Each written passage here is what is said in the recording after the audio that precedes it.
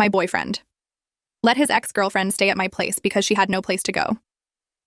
Then I kicked them both out of my place.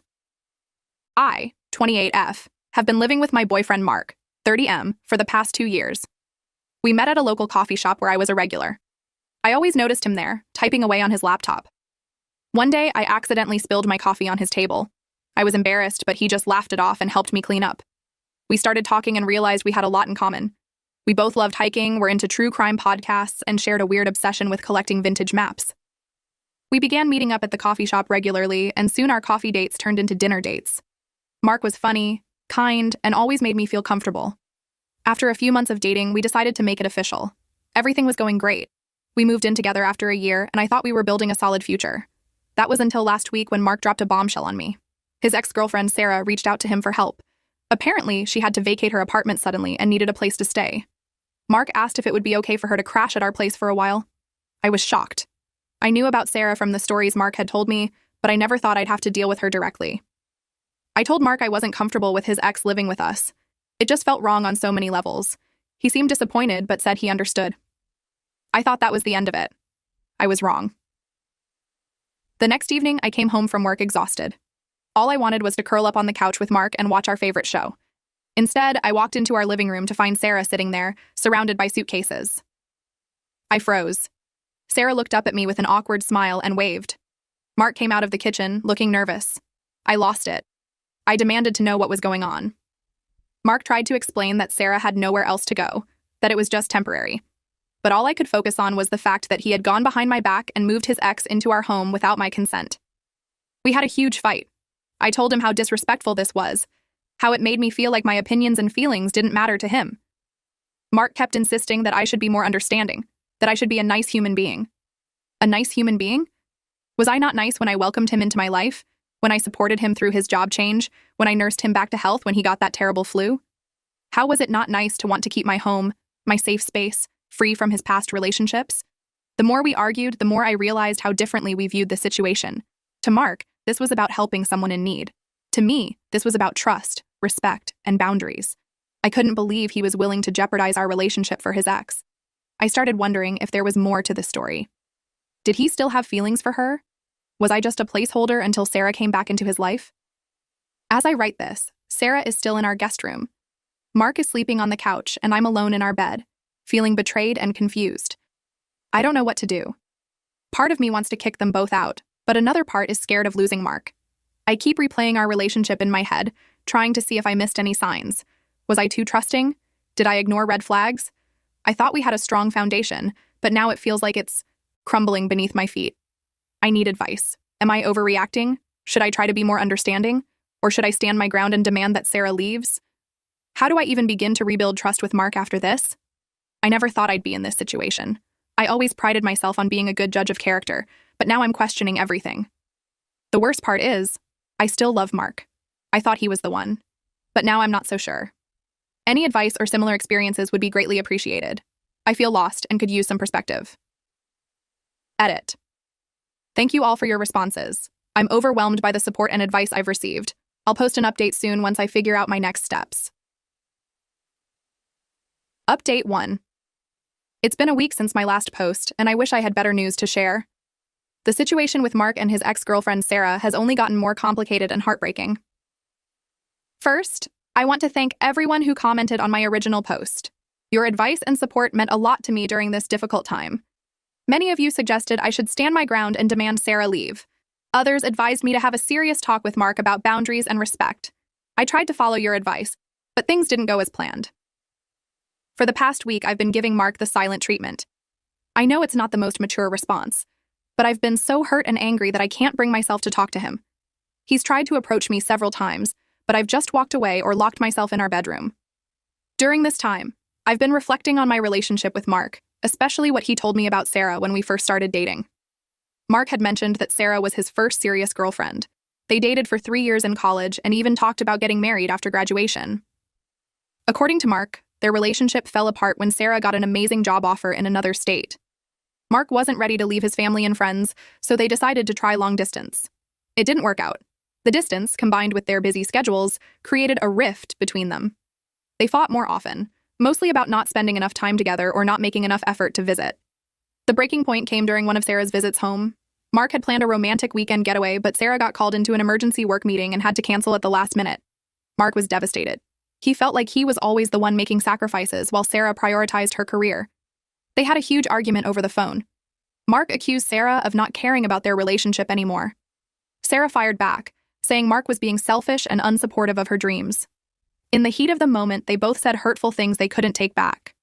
They broke up that night, both too stubborn and hurt to try and fix things. Mark told me he regretted how things ended with Sarah. He said he wished they had handled things more maturely, that maybe they could have found a way to make it work if they had just communicated better. At the time, I thought he was just being nostalgic about his first love. Now, I'm not so sure. Over the past week, I've noticed that Mark has been spending a lot of time with Sarah, supposedly helping her find a new place to live. They're often out together, looking at apartments or discussing her options. I've overheard them laughing and reminiscing about old times. It makes my stomach churn every time. Yesterday, something happened that confirmed my worst fears. I had decided to treat myself to lunch at my favorite cafe, hoping to clear my head and figure out what to do about this situation. As I walked in, I froze. There, in a cozy corner booth, were Mark and Sarah. They were sitting close, heads bent together in deep conversation. What made my heart drop was seeing their hands. They were holding hands across the table, fingers intertwined intimately. They looked like a couple, completely lost in their own world. I couldn't believe my eyes. All the doubts and insecurities I'd been feeling came crashing down on me at once. Was this why Mark was so insistent on helping Sarah? Had he been lying to me this whole time? I wanted to march over there and confront them, to demand answers and unleash all the hurt and anger I'd been holding in. But something stopped me. Maybe it was shock, or maybe a part of me didn't want to face the reality of what I was seeing. Instead, I quietly left the cafe and went home. I spent the rest of the day in a daze, replaying that scene in my mind over and over again. When Mark came home that evening, acting like everything was normal, I could barely look at him without feeling sick. Now, I'm torn about what to do next. Part of me wants to confront Mark with what I saw, to force him to admit what's really going on between him and Sarah. Another part of me is scared of what that confrontation might reveal. Am I ready to hear that the man I love, the man I thought I'd build a future with, has been lying to me? I feel like I'm at a crossroads. Do I fight for this relationship, try to understand what's happening, and see if there's anything left to salvage? Or do I cut my losses now, protect my heart before it gets even more broken? I'm planning to gather more evidence before I make any decisions. I want to be absolutely sure about what's going on between Mark and Sarah before I confront them. It's not something I ever thought I'd do, but I feel like I have no choice. I'll keep you all updated on what happens next. Once again, thank you for your support and advice. It means more to me than you know. Update 2. It's been another week since my last update, and a lot has happened. I've made some tough decisions, and I wanted to share the outcome with all of you who have been supporting me through this ordeal. After catching Mark and Sarah holding hands at the cafe, I decided to investigate further. I hated feeling like I had to spy on my own boyfriend, but I needed to know the truth. Over the next few days, I paid close attention to their interactions and movements.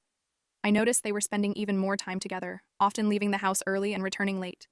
They always had excuses: apartment hunting, helping Sarah with job applications, or meeting up with old friends. But their body language told a different story. They stood too close, laughed too intimately, and shared too many inside jokes.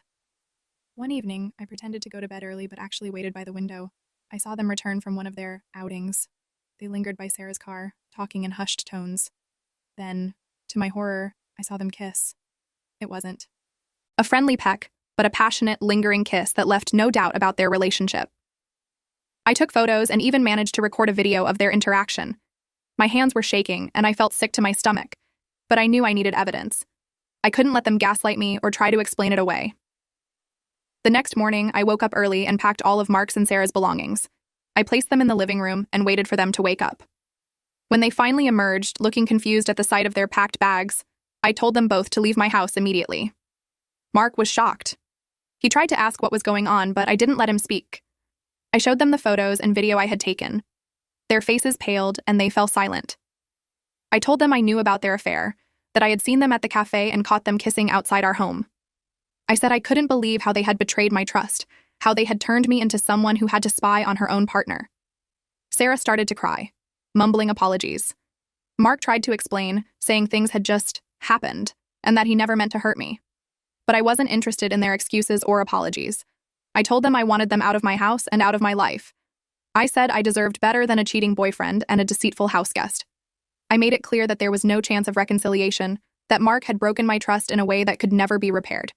They tried to argue, to ask for more time, but I stood firm. I told them if they weren't out in an hour, I would call the police and report them for trespassing. That seemed to finally get through to them. As they gathered their things, I sat on the couch, feeling a mix of anger, sadness, and surprisingly, relief. Watching them scramble to leave, I realized how much stress and anxiety I had been carrying around for the past 2 weeks. Before they left, Mark tried one last time to apologize. He said he never meant for things to go this far, that he had been confused about his feelings. I just shook my head and pointed to the door. Sarah couldn't even look me in the eye as she hurried out. Once they were gone, I broke down. I cried for the relationship I thought I had, for the future I had imagined with Mark, for the trust that had been shattered. But as I cried, I also felt a weight lifting off my shoulders. I knew I had made the right decision. The past few days have been hard, but also liberating. I've changed the locks, deleted Mark's number, and blocked both him and Sarah on all social media. I've reached out to friends and family for support, and their love has been overwhelming. I'm still processing everything that happened, but I'm proud of myself for standing up for what I deserve. I know there will be tough days ahead, but I also know I'm strong enough to get through this. To everyone who offered advice and support throughout this journey, thank you. Your words gave me strength when I needed it most. To anyone going through a similar situation, remember that you deserve honesty, respect, and true love. Don't settle for anything less. This will be my final update on this situation. I'm closing this chapter of my life and looking forward to healing and new beginnings. Thank you all once again for being there for me during this difficult time.